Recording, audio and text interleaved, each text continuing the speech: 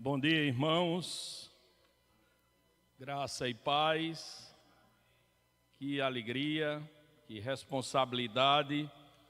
É uma honra poder neste domingo, depois de um sábado tão festivo, infelizmente não pudemos estar aqui, mas estávamos na obra de Deus.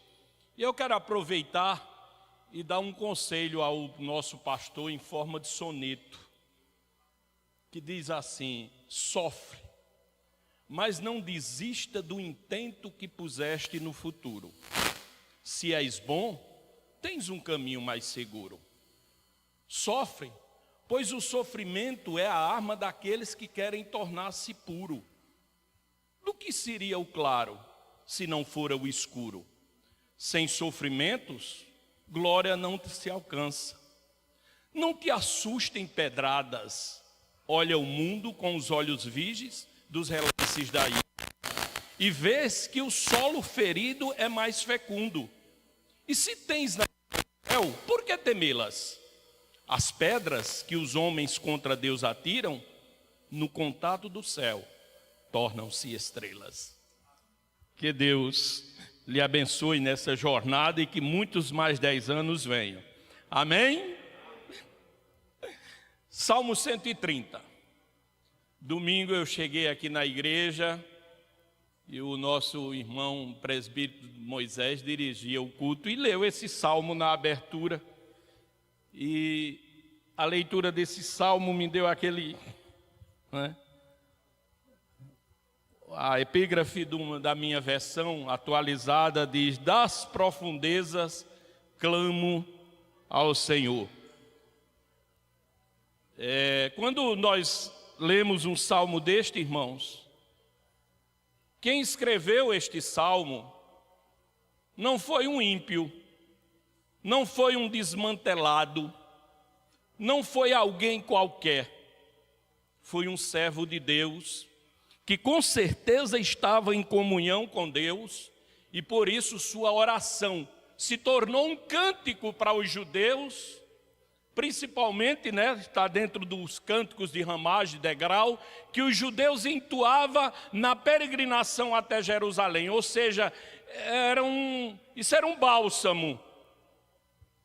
Eu fico olhando e imaginando por que pessoas piedosas, tementes, enfrentam agruras como a que este homem estava enfrentando.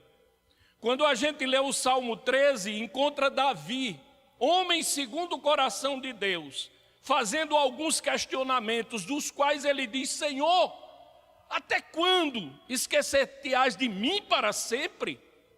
Até quando o Senhor vai ocultar o rosto de mim? Ou seja, Davi estava vivendo a síndrome do esquecimento e da pessoa invisível. É aquela pessoa que às vezes está num shopping, está num lugar com muita gente, mas está tão solitário e que não é percebido e que não essa sensação que Davi, servo de Deus, estava sentindo. E tantos outros salmos como o 73 e o próprio Jesus, o servo, o filho de Deus, pedindo ao Pai que afastasse aquela angústia que ele estava sentindo. Eu digo: Senhor, por que pessoas desse nível de espiritualidade passam por isto? Enveredam em caminhos de dor, de sofrimento. Vamos ler o Salmo e depois vamos analisar 4 transições dentro deste texto, que é muito importante para a nossa vida e nosso crescimento espiritual. Versão atualizada. Das profundezas clamo a ti, Senhor. Escuta, Senhor, a minha voz. Estejam alertas os teus ouvidos às minhas súplicas. Se observares, Senhor, a iniquidade, quem, Senhor, subsistirá? Contigo, porém, está o perdão para que te temam. Aguardo o Senhor, a minha alma o aguarda. Eu espero na sua palavra. A minha alma anseia pelo Senhor mais do que os guardas pelo romper da manhã. Mais do que os guardas pelo romper da manhã.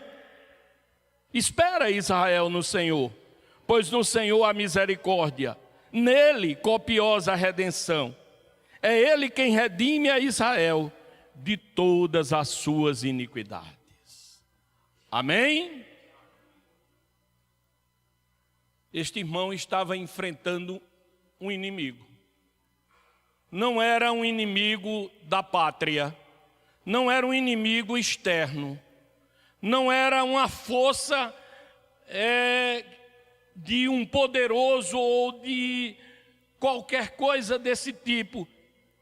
Era algo dentro dele próprio.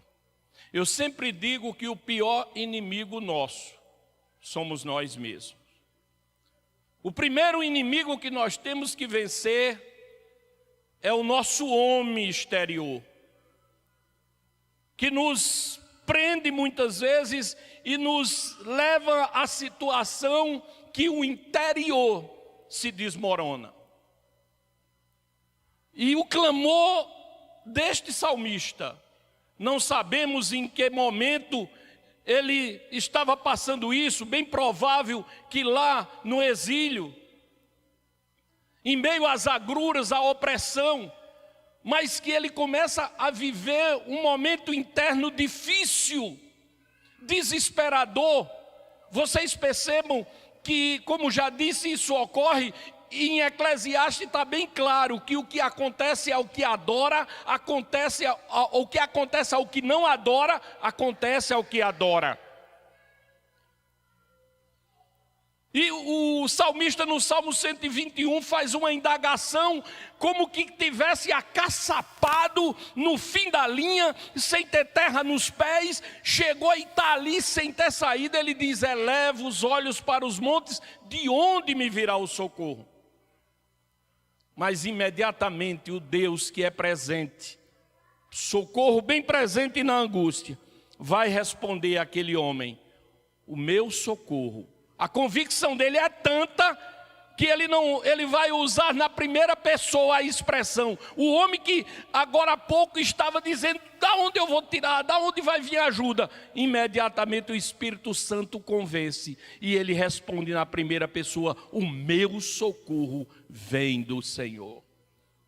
Não estamos isentos da dor. Não estamos isentos da luta, das intempéries, dos contratempos que a vida vai impor nesta caminhada. Mas podemos aprender com tudo isso, como esse homem, como esse irmão, que está nesse momento, enfrentando esta dificuldade, e que coube, e o Espírito Santo achou que deveria deixar isso registrado, para milênios depois, nós estarmos aqui no canal, sendo confortados e ensinados por esta palavra. Como eu disse, esse salmo, ele nos ensina ou nos aponta para 4 transições. A primeira dela, da morte para a vida. Veja os versículos 1 e 2. Das profundezas clamo a ti, Senhor. Escuta, Senhor, a minha voz. Estejam alertas os teus ouvidos a minhas súplicas. A profundeza, o abismo, é uma simbologia de morte, de quem está defiando, de quem está, como dissemos no linguajar popular, no fundo do poço. Às vezes a água dando já no pescoço e subindo. É essa a situação que este homem está se sentindo. Não por uma força externa, mas por algo dentro dele que está desmoronando. Quantas vezes nós não estamos na igreja rindo, abraçando, e chegamos em casa e estamos arrasados. Esta semana, um influente pregador, um promissor pregador, um jovem pregador de 35 anos, da Assembleia de Deus, lá do Ministério de Belém, um dos principais da Assembleia de Deus, estando em viagem missionária na capital da Amazônia, Manaus, se suicidou dentro do quarto do hotel. Tem vídeos dele na internet pregando aquele fervor dos irmãos pentecostais. Como explicar isso? É aquele abismo, é aquela cratera profunda. É aquele fosso que não se tem luz, que se abre muitas vezes dentro de nós. É a morte iminente que nos ronda e que nos opaca a luz da esperança. E este homem está passando por isso nesse momento de dor, que não sabemos o que era que ele estava enfrentando. O Espírito de Deus o sabe, mas o importante é que sua oração transformada em canção ficou para nós. Deixou-nos este registro inaudito, importante para nossas almas. O Salmo 69, verso 1. 2 e 3, o 13 e o 14, vai dizer assim: salva-me, ó Deus, pois as águas me sobem até o pescoço. Atolei-me em profundo lamaçal, onde não se pode firmar o pé. Entrei na profundeza das águas, onde a corrente me submerge. Estou cansado de clamar, secou-se minha garganta, os meus olhos desfalecem de esperar por meu Deus. Versículo 13 e 14. Eu, porém, faço a ti, ó Senhor, a minha oração em tempo aceitável. Ouve-me, ó Deus, segundo a grandeza da tua benignidade, segundo a fidelidade da tua salvação. Tira-me do lamaçal, não me deixes afundar, seja eu salvo dos meus inimigos e das profundezas das águas. Também o 15, não me submeja a corrente das águas e não me trague o abismo, nem cerre a cova sua boca sobre mim. A diferença de quando nós temos Cristo, a diferença de como a nossa perspectiva é o céu, é que quando estamos nestes abismos que a vida nos impõe, que estamos enfrentando estes dilemas dolorosos que mais dia, menos dias iremos encarar, de maior intensidade ou menor, temos este socorro bem presente, bem suficiente para buscarmos nas nossas vidas. Eu estava olhando a situação desse humorista, que é daqui de Campina Grande, ou mora aqui, que esta semana perdeu uma filhinha de 2 anos, vítima da dengue hemorrágica. Um rapaz que sempre está na internet transmitindo humor, né? Um senso de humor bem, fazendo os outros rirem, agora está angustiado, chorando. Sabe por quê? Porque o dia da angústia o atingiu. E quem disse que nós aqui estamos isentos deste dia? Quem disse? Um domingo de festa bonito pode se tornar numa tragédia, num abrir e fechar de olhos. E não só é com o que não adora, mas com o que adora também. Se não um carro que sai de uma cruzada ou de uma conferência evangélica cheia de pastores e pregadores, não viraria e todos morreriam. Isso é a realidade, irmãos. E vamos jogar pedra no céu, como disse o soneto? Vamos chutar o pau da barraca? Vai encravar a unha, vai piorar a situação.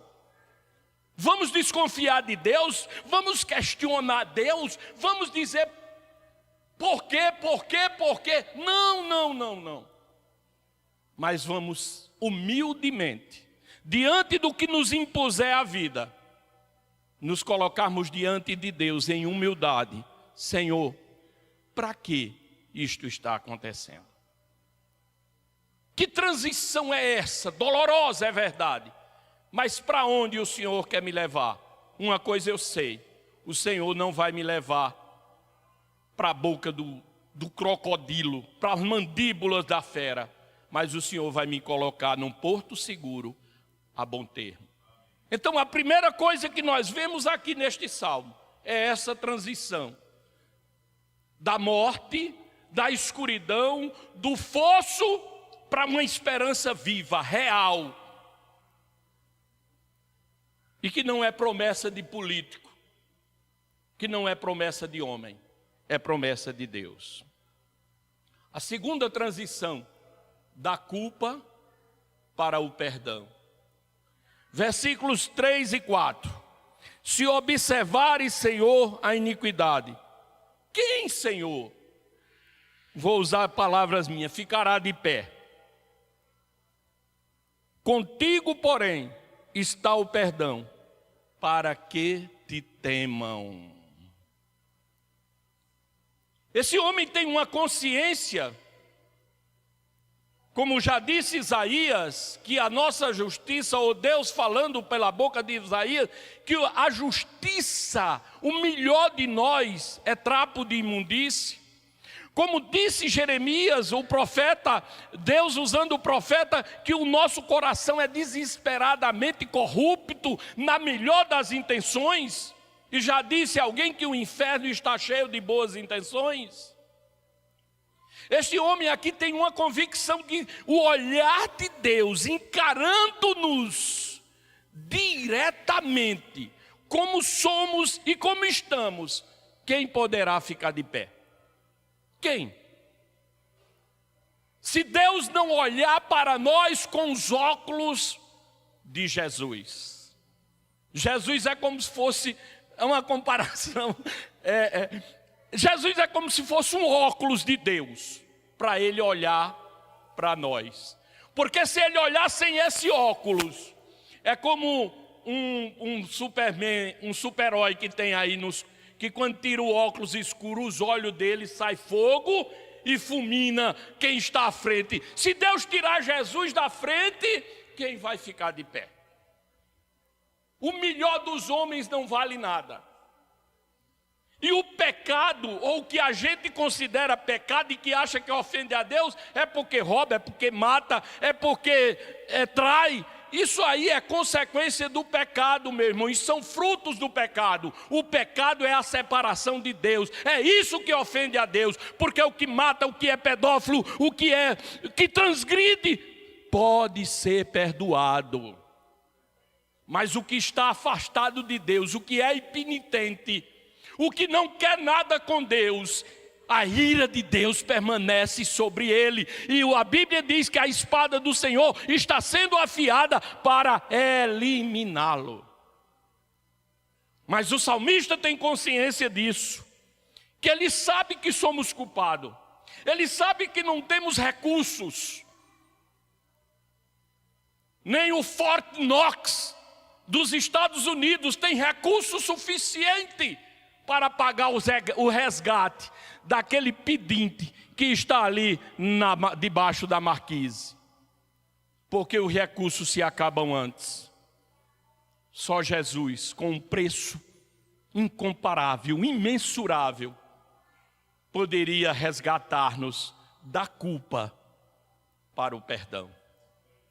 E hoje, perdoados, servimos a Deus com alegria. Não porque Ele pode me dar isso ou aquilo, como tentam fazer de Jesus hoje, né? Deus hoje para a igreja evangélica no Brasil, como eu já disse aqui, é agiota para dar carro novo, é corretor de imóvel para dar casa do sonho, é cupido para arrumar marido ou mulher, para às vezes os que já estão vencidos na idade, ou para quem quer que seja. Não! Rebaixamos Deus a um Papai Noel evangélico para nos ajudar somente, me dá. O intuito da igreja se reunir não é para pedir nada, como a irmã que dirigiu o culto aqui quinta-feira foi feliz. É só para agradecer. Porque da culpa, do inferno que era a conta certa, que era o caminho certo, Ele nos perdoou. E mesmo indo no caminho de Emaús, cheio de dúvida, transtornado e confuso, Ele pela sua misericórdia acompanha os dois e faz o coração deles arder diante da sua palavra, que é insubstituível. Esta é a segunda transição do salmista.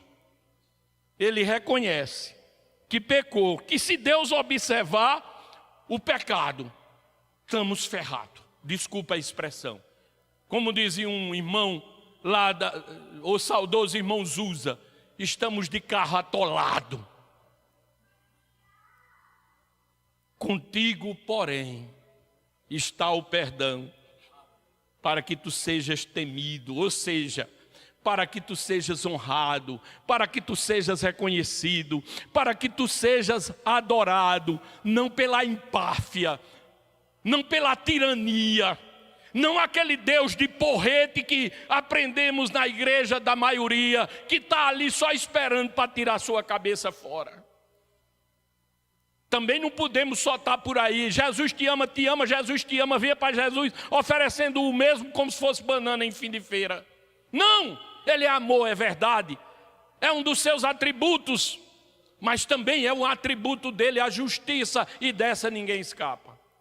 Paulo deixou isso claro. Olha, vocês têm um sim, têm um não. Vocês se confundem, vocês voltam atrás. Mas cuidado, que ele é fiel. E se ele disse, está dito, e acabou. Então tenham cuidado. A terceira transição, espetacular também, da escuridão para a luz. Olha os versículos 5, 6, os versículos 1 e 2. Aliás, perdi aqui, meus irmãos, não tenho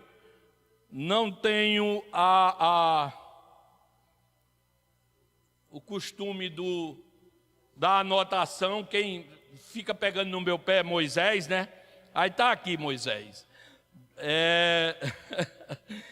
Versículos 3 e 4, aliás. 5 e 6, desculpe. Aguardo o Senhor, a minha alma o aguarda. Eu espero na sua palavra. A minha alma anseia pelo Senhor, mais do que os guardas pelo romper da manhã. Mais do que os guardas pelo romper da manhã. Isso é tão importante, gente, que ele repete. E na tradição dos judeus, dos antigos judeus, repetir algo era de muita importância. Aquilo significava muito. Você quer ver a importância da luz? É para quem tem um problema sério de catarata, ou outro problema que tenha dificuldade na visão. Faça uma cirurgia e passe a ver com nitidez. Imagina nas densas trevas. Eu me lembro que eu fui uma vez para o Cariri, para uma missão lá em Serra Branca, num sítio a 20 quilômetros de Serra Branca. Na volta para Campina tivemos que sair de 4 da manhã da casa do irmão para pegar um ônibus que passava lá no entroncamento, a não sei quantos quilômetros, que vinha de Monteiro. Meu irmão, a escuridão era tão grande, era uma coisa inexplicável, que eu pisei numa coroa de frade, aquela bola cheia de espinho, ô dor tão grande, e eu estava de sapato, mas os espinhos perfuraram. No escuro, tateando, é tanto que perdemos o ônibus, porque não conseguimos chegar no ponto do ônibus a tempo, porque mesmo sem lua, pastor, eu nunca tinha visto um negócio daquele, era denso, era escuro. O povo de lá, com certeza, tem costume de andar naquela escuridão, mas a gente não conseguia, irmãos. Qual foi o castigo nosso? Tivemos que andar até Serra Branca a pé, para poder pegar um ônibus em Serra Branca. Andamos 20 quilômetros a pé.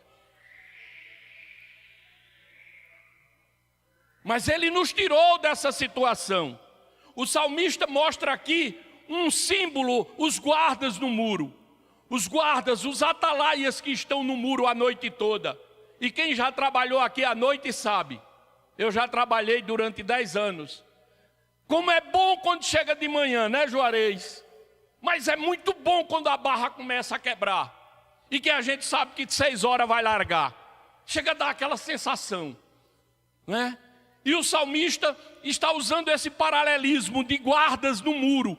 Na escuridão não tinha tecnologia, não tinha os óculos que o exército, hoje a tecnologia, óculos para ver, visão noturna, lanterna, não tinha nada disso. O máximo que tinha era uma tochinha que clareava só no local, não emitia raios distantes para ver o que vinha de lá. Se ouvisse um barulho, não sabia o que era.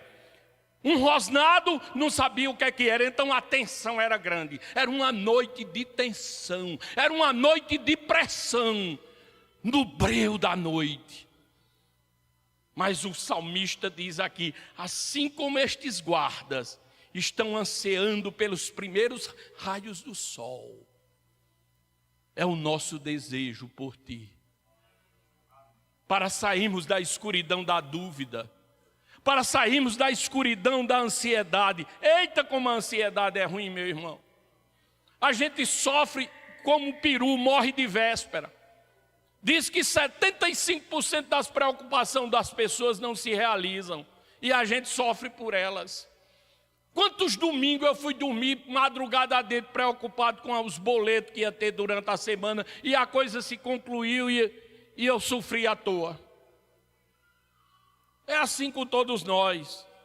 A escuridão da falta de fé, essa é a pior da escuridão. Mas Ele nos transporta para a luz, a inacessível luz. O Salmo 32, o Salmo 1 Pedro 2, versículo 9 diz: mas vós sois a geração eleita, sacerdócio real, nação santa, o povo adquirido, para que anuncieis as grandezas daquele que vos chamou das trevas. Ele nos chamou das trevas para a sua maravilhosa luz. Então, meu irmão, não temos sobressalto. Sobressalto tem quem está no escuro. Às vezes até dentro de casa, com a luz apagada, a gente dá esbarrão em móveis. Mas quem está na luz, vê tudo, sabe o caminho que deve seguir e não vai pisar em coroa de frade, não vai pisar em serpente, não vai pisar em esterco que porventura tiver no caminho, porque a luz está iluminando, a luz dá a diretriz, e o salmista está entendendo isso. Como ele sabe que essa luz é muito importante, é sumamente importante, ele vai dizer, assim como os guardas anseiam pela manhã, pelo nascer do sol, o meu desejo é o Senhor que vai iluminar minha vida. E por último, meus amados irmãos, a última transição, não menos importante do que as outras, é da escravidão para a liberdade. Versículos 7 e 8. Espere, Israel, no Senhor, pois do Senhor a misericórdia, nele copiosa redenção. É Ele quem redime a Israel de todas as suas iniquidades. Percebam que primeiro ele pede por ele. Primeiro ele pede por ele, né? Agora ele está pedindo pela nação. E o que ele está pedindo pela nação? Para que a nação não busque meios próprios, não busque alternativas dos seus conhecimentos, das suas estratégias humanas. Não. Espera no Senhor. Esperar no Senhor não te cobra nenhum royalty. É só esperar no Senhor. Não é sua estratégia, meu irmão. Não é minha capacidade. Não é o meu... a minha provisão financeira, que se porventura eu tiver, não os meus bens, as minhas posses, que vai ser um lugar seguro no dia dessas batalhas. Percebam que não é só pessoas que estão dormindo debaixo de viadutos e nas marquises das ruas, que passam por os infortúnios e que enfrentam as angústias que a vida impõe, mas quem está nos palácios também, quem está nos condomínios de luxo, passa por estas mesmas dores. E qual é o caminho? Qual é a saída desta prisão? Quem poderá nos libertar desta prisão? A imagem é de como se nós estivéssemos, presos num mercado, lá como um animal que ia ser abatido, num dia de chuva, já foram na feira central no dia que está chovendo, às vezes é até impossível andar de tanta lama. E a imagem é como se nós estivéssemos dentro desse mercado de inimigos, rodeado por todo lado e todo amordaçado. Estávamos prontos para sermos devorados vivos. Estávamos como um escravo no meio de canibais ferozes. Como diz o salmista, que se possível engolia-nos vivo. Mas aí de repente, lá naquela rua enlameada, cheia de barraca, de aperto, de ruge-ruge, de mau cheiro, de tudo que não presta. Lá vem ele, não é o hino, mas é a realidade. Lá vem aquele homem todo de linho branco, bem limpinho, aquelas vestes brancas que você procura uma pinta de ferrugem e não tem. E ele se mete dentro desse lamaçal. Ele caminha nesse lamaçal, sujando suas vestes, sendo atacado de um lado e de outro, levando burdoada por todo canto, sofrendo as mais vis agressões, para chegar lá onde eu e você estávamos prestes a ser devorados, nos libertar, nos pôr no braço e nos tirar daquele mercado imundo, sujo, aonde a morte era a conta certa. O salmista, com propriedade, instrui o seu povo: espere no Senhor. Por quê? Ele termina dizendo: porque Ele é quem vai te redimir, é Ele quem vai te salvar. Aliás, não está no futuro, está no presente, é Ele que te salva. Essa é a expressão correta, é Ele que te salva, porque Ele te salvou, Ele continua te salvando e Ele te salvará. Isso está bem claro em Romanos capítulo 5. Então, meus amados irmãos, 1 Coríntios 6:20 diz: pois foram comprados por alto preço. Isso é na versão da NVT, viu? Porque na minha aqui diz comprado por um preço. Fica uma coisa meia, por um alto preço. Portanto, honre a Deus com o seu corpo. Já que não estamos mais presos, já que não estamos mais nas sombras, já que não estamos mais na morte, honremos a Deus com nossa vida. João 8,36: se pois o Filho vos libertar, verdadeiramente sereis livres. Romanos 8,2: porque a lei do Espírito da vida em Cristo Jesus me livrou da lei do pecado e da morte. Gálatas 5:1: para a liberdade foi que Cristo nos libertou. Permanecei, pois, firme, e não vos submetais de novo ao jugo da escravidão. Amém? Se fomos tirados das correntes, dos grilhões, e hoje estamos aqui, somos livres. Servimos a Deus não por medo, temos temor, temos respeito e o adoramos, mas fazemos por amor, por tudo isso que Ele fez para nós. Que fiquem estas lições em nossas vidas, que incutemos neste domingo, para que tenhamos uma semana sabendo que saímos da morte para a vida, das trevas para a luz, da escravidão para a liberdade. Que Deus continue nos abençoando e que Deus faça-nos cada dia mais entender o quão importante é estarmos no centro da sua vontade, pois é o melhor lugar do universo, esperando por Ele, que é o melhor que podemos fazer.